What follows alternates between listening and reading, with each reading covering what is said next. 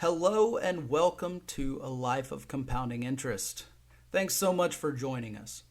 We are pretty new to this YouTube space, so I wanted to just take a few minutes and introduce us in my human voice and explain a little bit about what we're trying to do, how we're going about it, and really why. So, I think I found a gap in internet information. It's probably because it doesn't sell very well. It doesn't lean towards a lot of advertising. And honestly, it may not be a message that most people want to hear as they look for entertainment. But I think it's really important. I've always had to turn to the internet for things like personal finance advice. I'd turn there for career advice, relationship advice, and I was always left a little disappointed because it didn't matter what type of, we'll call it self-help content I was getting, it would always move to extreme material success. It would always go to how to turn $100 into $1,000,000. And what does the end result look like? How to find the perfect person and get everything you want from them. Or even how to become an entrepreneur and have passive income and never have to work again. All of these things were just, they were so extreme, and I knew that that wasn't really how it worked. That wasn't the purpose. I myself had spent probably a dozen or more years in a career where I focused a lot on climbing the ladder, accumulating a little bit more money. I took those risky career moves that could have paid off big but didn't. And I couldn't help but feel like this type of content was setting the average person up to fail. Nobody seems to talk to the average person. They seem to talk to people that want to be an extraordinary person. Chances are you're average. I'm average for sure. But if you really look at the numbers, 80% of us are going to fall into the average distribution on a bell curve.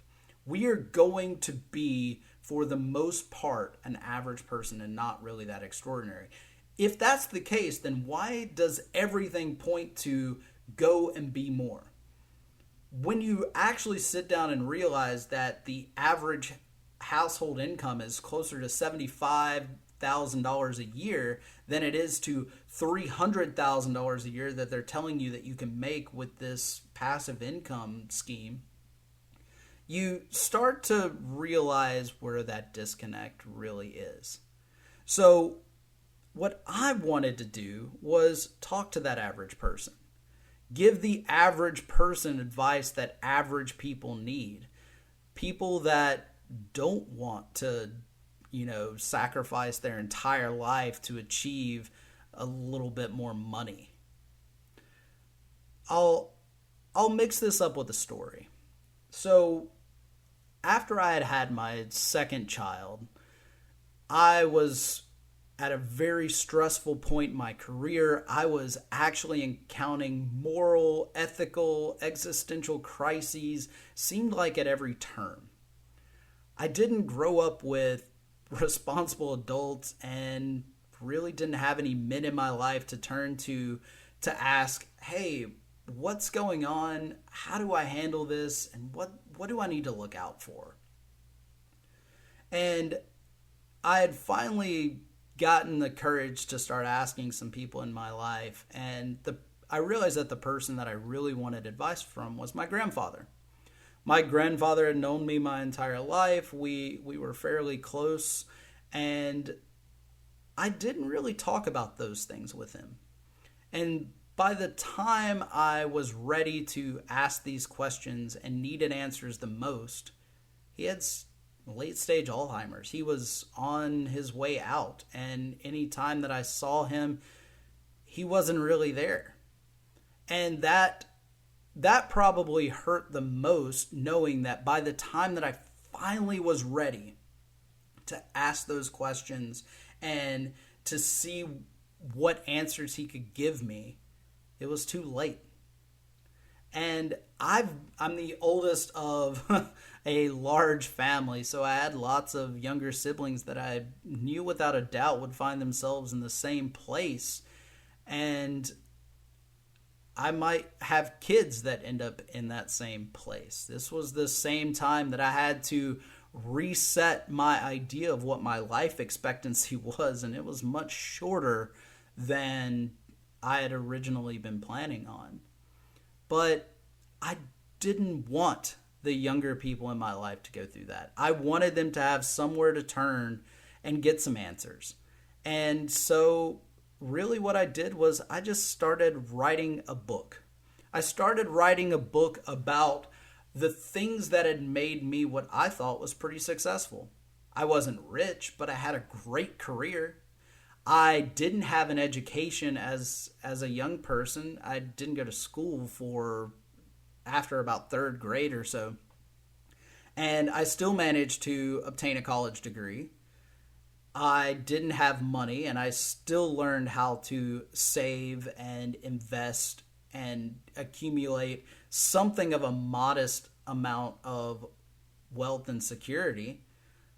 Again, not rich, very average. If I look at what the average American has in savings, what the average American has in income, I'm just on the upper tier of that. And I think I'm doing pretty damn good.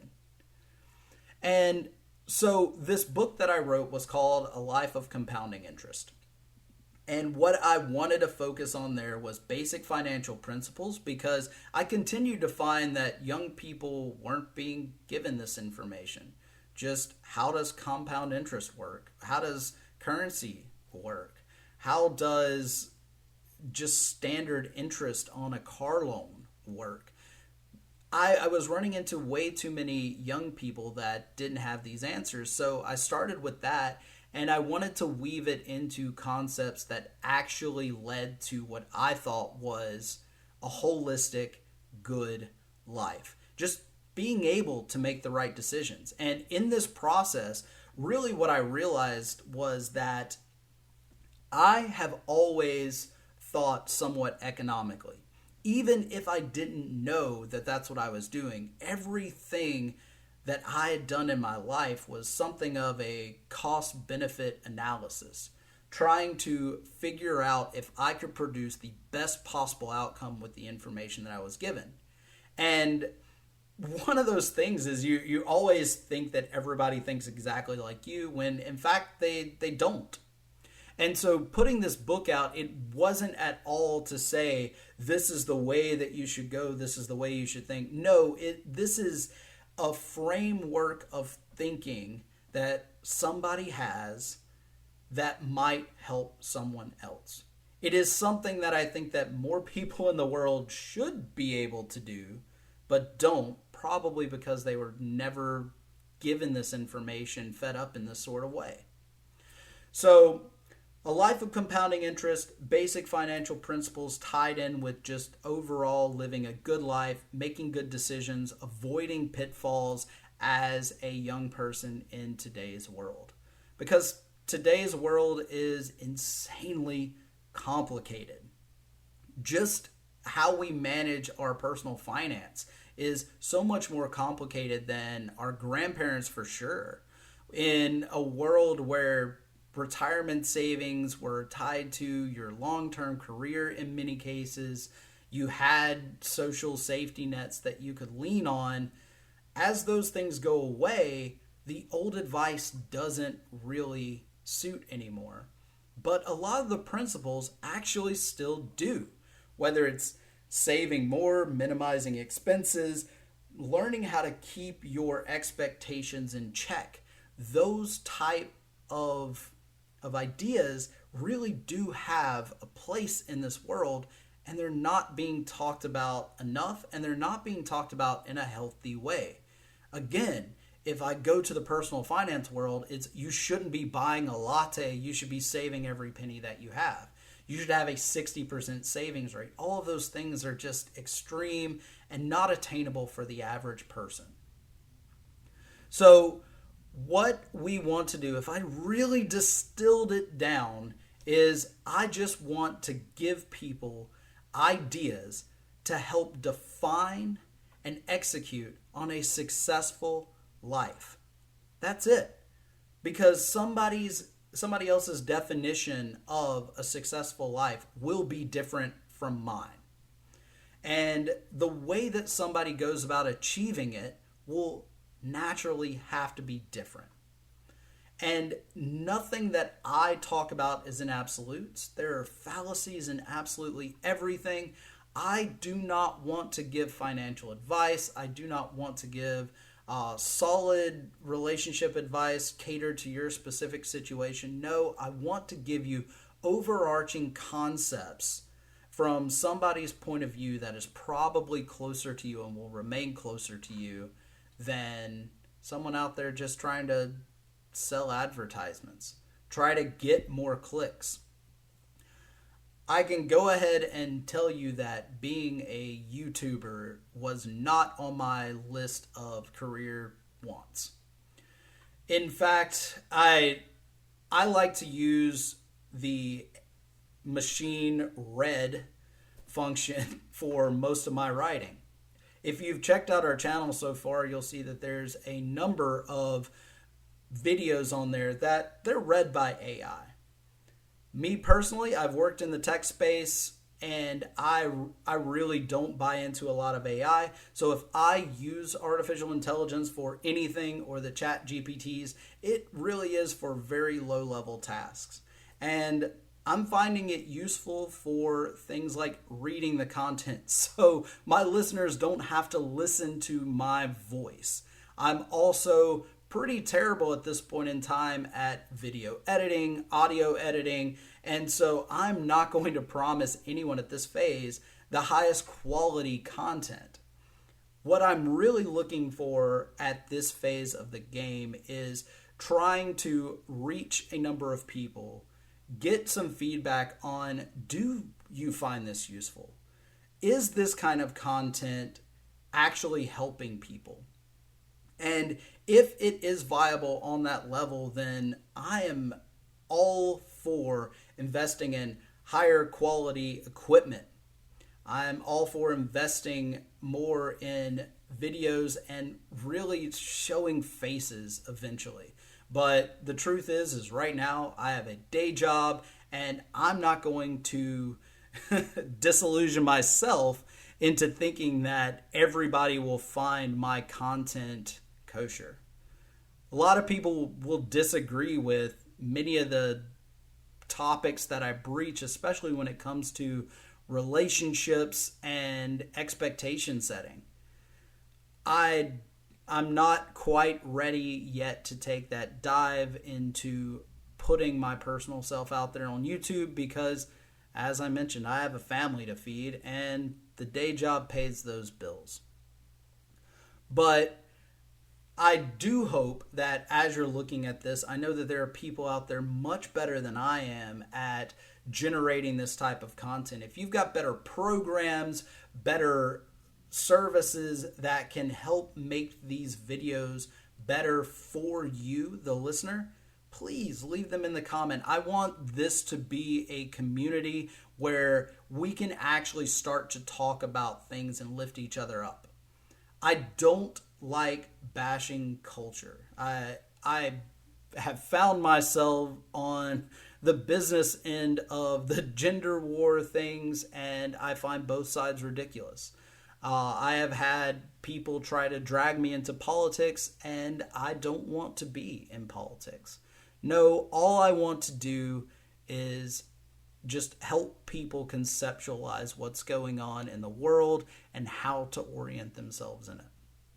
So what can you expect for the foreseeable future? We do continue to write and blog, and we want to get these concepts and ideas out there. So yes, every word is written by a human and read by AI. As much as I hate to admit it, that's how we're going. I can say this, that we have no desire to engage in AI generated content, even if that's the voice that you hear and it's not my own. So, all human produced content, these are all ideas from me and others that are participating. These are not AI ideas. And then as we move forward, we are in the process of getting some books out there. The Life of Compounding Interest, we hope to have that coming up in the next few weeks or months at the most. We have some fiction pieces that are centered around this information. And as soon as those roll out, we begin work on relationship content.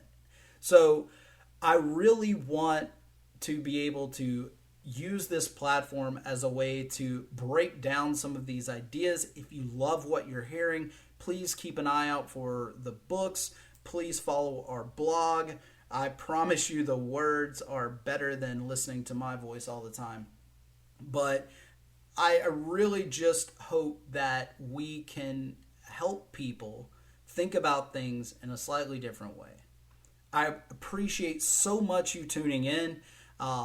I know that I ramble a bit, but these are unedited clips. Again, I'm terrible at editing, and I want you to be able to see exactly how raw and real and flawed the average people that are sitting on the other side of this microphone are. So, again, thank you, and we really do hope that you will continue to engage with our content, like, subscribe, follow us, check us out on Medium if you want the blog. Keep an eye out for the book on Amazon. It will be called A Life of Compounding Interest. And really just try to be the light that you want to see in the world. And I hope that you see that as the theme of this channel. Just being the light that we all want to see, doing the things that we know will make this world a little bit of a better place for our small corner of it. I don't think I can change the world, but hopefully I can make a small difference in someone's life. We'll see you out there. Thanks.